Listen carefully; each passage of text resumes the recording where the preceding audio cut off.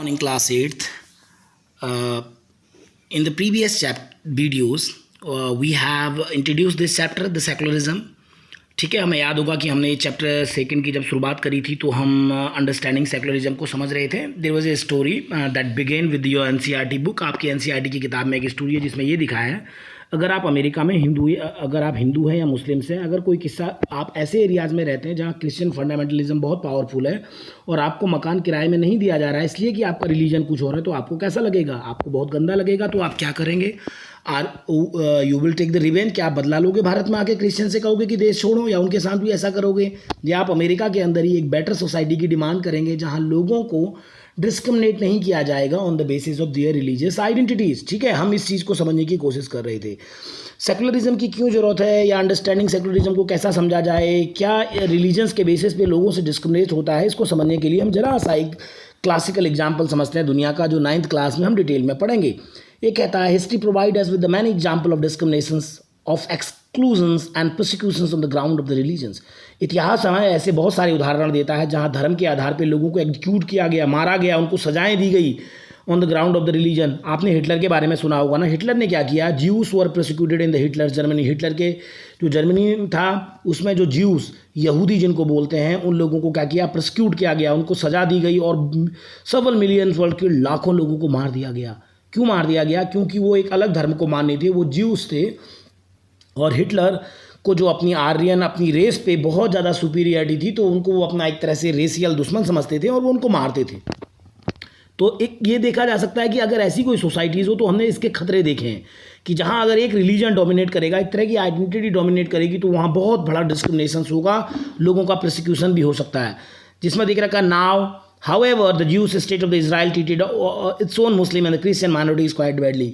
और मज़ेदार वही है, जिस ज्यूस को मारा गया दुनिया भर में, 1948 में एक नया देश बनाया गया मेडिटेरियन सी के बगल में जिसको इजराइल बोलते हैं, और उसी ज्यूस स्टेट ने अपनी मुस्लिम्स माइनॉरिटीज़ और अपनी अदर जो माइनॉरिटीज़ हैं उनको, क्रिश्चियन माइनॉरिटीज़ को बहुत गलत तरीके से ट्रीट किया है, ऐसा आपकी बुक बता रही है. इसका मतलब क्या है? होना ये चाहिए था, आपकी बुक में जो शुरुआत में कहा था कि उनको तो एक ऐसा समाज बनाना चाहिए था, क्योंकि दुनिया भर में ज्यूस को सताया गया था. 1948 में जब मेडिटेरियन सी के बगल में यूरोपियन पावर ने मिल के एक लैंड दिलाई उनको, और वहाँ पे ज्यूस स्टेट बना इजराइल, जो जैसे ना पाकिस्तानी मुस्लिम स्टेट है वैसे यहूदी स्टेट है इजराइल. तो उन्होंने ये करना चाहिए था कि सबको बराबरी का अधिकार देते, रिलीजन्स के आधार पर टॉलरेंट करते, रिलीजन्स के आधार पर डिस्क्रिमिनेशन नहीं होता. तो इसी समय उन्होंने क्या किया? जब मैं आपसे सेकुलरिज्म की बात कर रहा हूँ तो मेरे घर में शंख बज रही है, ठीक है. तो ये बड़ा ये कोइंसिडेंट है कि आपकी जो रिलीजियस आइडेंटिटीज़ है वो आपकी घर का मैटर है, ठीक है. आप कोई भी धर्म मान सकते हैं, पूजा कर सकते हैं, उसको प्रोपोगेट कर सकते हैं, ठीक है, लेकिन दूसरे से भेदभाव नहीं करेंगे उसके बेसिस पे.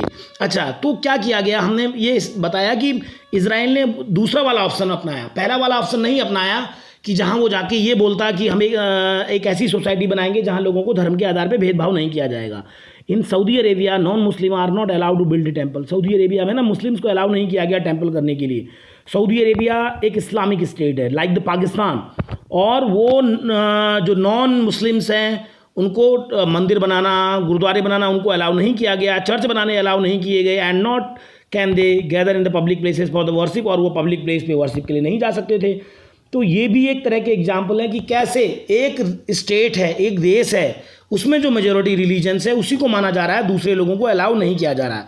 इन all the above example member of one religious community either prosecuted. इन सारे एग्जाम्पल में क्या किया है कि जो member of one religious community है, एक धार्मिक समुदाय के जो लोग हैं, या तो उनको प्रोसिक्यूट किया गया या डिस्क्रिमिनेट किया गया, उनको मार दिया गया, उनको सजा दी गई, या भेदभाव किया गया against the member of other religious community, दूसरे रिलीजियस कम्युनिटी के अगेंस्ट, ठीक है. ऐसे बहुत सारे एग्जाम्पल हैं. पाकिस्तान एक इस्लामिक स्टेट है, तो बार बार हम पढ़ते हैं कि हिंदू हों या बौद्ध हों, जैन हों, क्रिश्चियंस हों, या फिर वहाँ पे सिख हों, उनको डिस्क्रिमिनेट किया गया, उस तरह का संरक्षण नहीं दिया गया. लेकिन ये बात अलग है कि पाकिस्तान के समाज से ही और पाकिस्तान के कॉन्स्टिट्यूशन में ये बात की गई कि माइनॉरिटीज़ को भी राइट दिए जाएंगे.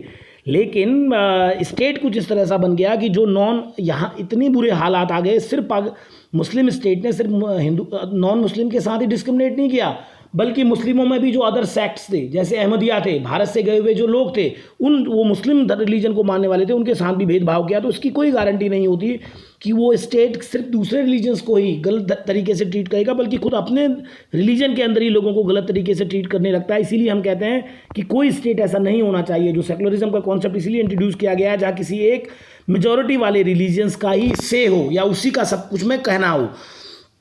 These acts of discrimination take place more easily when one religion is given official recognition by the state at the expense of other religion। ऐसा तब होता है बेटा जब एक धर्म को ऑफिशियल रिकॉग्निशंस, जैसे मैंने कहा सऊदी अरेबिया में क्या ऑफिशियल रिकॉग्निशंस है, इस्लामिक स्टेट। पाकिस्तान में क्या है, इस्लामिक स्टेट। मलेशिया में क्या है, इस्लामिक स्टेट। वैसे तो इस्लाम रिलीजन्स क्रिश्चियनिटी ब्रिटेन का भी है, लेकिन वो एक बहुत ही लिबरल सोसाइटीज़ है। मैं एक क्लासिकल एग्जाम्पल बताऊंगा भारत के पड़ोस में।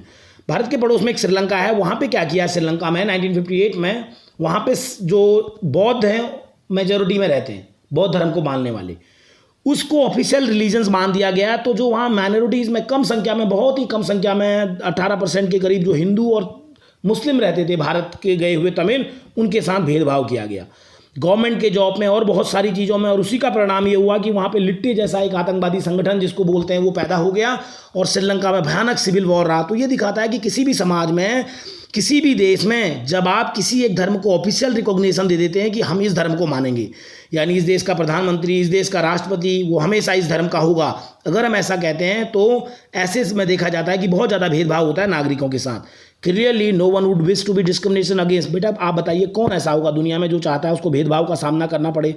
अगर आपको लगता है कि आपको भेदभाव ना हो तो कोई और धर्म का भी नहीं चाहता होगा, because of their religion nor dominated by another religions.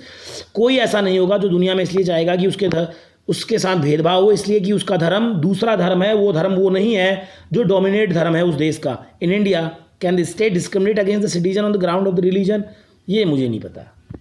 ये आप अपने पेरेंट्स से पूछिए, न्यूज़ हेडलाइंस देखिए, क्या भारत में स्टेट में राज्य डिस्क्रिमिनेट करता है, भेदभाव करता है नागरिकों से on the ground of the religion? क्या धर्म के आधार पे भारत में क्या ऐसा भेदभाव होता है? ये आपको देखना है। मैंने आपको दुनिया के एग्जाम्पल बताए, इजराइल का एग्जाम्पल बताया, सऊदी अरेबिया का एग्जाम्पल बताया, पाकिस्तान का एग्जाम्पल बताया, श्रीलंका का एग्जाम्पल बताया। दुनिया में ऐसे बहुत सारे देश हैं, ठीक है, जहाँ धर्म के आधार पे एक धर्म ने या एक सेक्ट्स को ऑफिशियल रिकॉग्निशन दिया गया और जो अदर रिलीजन्स को मानने वाले थे उनके साथ डिस्क्रिमिनेशन किया गया। तो इंडिया का रेफरेंस आपको खुद देखना है। अपने पेरेंट्स से बात कीजिए, न्यूज़ हेडलाइंस को देखिए, क्या हमारे यहाँ ऐसा कुछ होता है? प्रधानमंत्री या राष्ट्रपति किसी एक पर्टिकुलर रिलीजन्स को मानते हैं, चाहे वो मेजोरिटी का हो या माइनॉरिटीज़ का हो? हमारा कॉन्स्टिट्यूशन तो ऐसा नहीं कहता। फंडामेंटल राइट में जब लास्ट चैप्टर में जब हमने आपसे पढ़ा था, याद है आपको फंडामेंटल राइट्स में क्या कहा था? उसमें कहा गया था कि भारत में हर एक नागरिक को जो भी उसका रिलीजन्स है उसको मानने का, प्रोपोगेट करने का, उसको प्रसार करने का और उसको किसी भी बिलीफ को मानने का उसको अधिकार है। यहाँ तक कि वो अपने रिलीजियस इंस्टीट्यूशंस को गवर्नमेंट कंट्रोल नहीं करेगी, वो नागरिक खुद ही कंट्रोल करेंगे जिस कम्युनिटीज़ से हैं। जैसे हमने बताया कि नानकपता में माइनॉरिटीज़ में अगर सिख हैं तो उनका जो गुरुद्वारा है उसको सिख समुदाय कंट्रोल करेगा, गवर्नमेंट का कोई इंटरवीन नहीं है, ठीक है। गवर्नमेंट स्पेशल केस में इंटरवीन करेगी और उनके पास ये राइट्स है। उनके पास क्या राइट्स है कि अपने रिलीजन के मामले में, अपने धर्म को प्रसार करने के मामले में कुछ भी कर सकते हैं। इसीलिए गुरु नानक इंटर कॉलेज, गुरु नानक बालिका इंटर कॉलेज अकेडमी में अगर सुबह प्रार्थना होती है तो सिख पंजाबी में प्रार्थना होती है, गुरु ग्रंथ साहिब का पाठ होता है। वो इसीलिए होता है क्योंकि माइनॉरिटीज इंस्टीट्यूशन है, उसको स्पेशल राइट दिया गया है। तो भारत में कॉन्स्टिट्यूशंस के हिसाब से तो ऐसा नहीं होता है कि एक रिलीजन्स के बेसिस पे दूसरे रिलीजन से भेदभाव हो, लेकिन रियल में क्या होता है ये फिर आपको खुद ही जानना पड़ेगा अपनी पेरेंट्स की मदद से, या आपको खुद ही न्यूज़पेपर पढ़ने पड़ेंगे या खुद एग्जाम्पल देखने पड़ेंगे जिनके बारे में हम देख सकते हैं। बहुत सारी बात तो नहीं कर सकते। 1984 में जो सिख बच्चे हैं वो अपने घर में पूछें कि क्या हुआ था। 1984 में जो सिख विरोधी दंगे हुए थे उनमें क्या हुआ था, क्यों सिखों को मार दिया गया, क्या बात थी, या 2001 में क्या हुआ, 92 में क्या हुआ। तो अपने पेरेंट्स से आप पूछिए और समझिए कि इंडिया में सेकुलरिज्म यानी कि हम धर्म के आधार पे भेदभाव नहीं करेंगे, वो कैसा कॉन्सेप्ट है, ठीक है। इसके बारे में फिर हम नेक्स्ट चैप्टर में नेक्स्ट वीडियो में हम बात करेंगे कि सेकुलरिज्म इंडिया की रेफरेंस में क्या है। Thank you dear.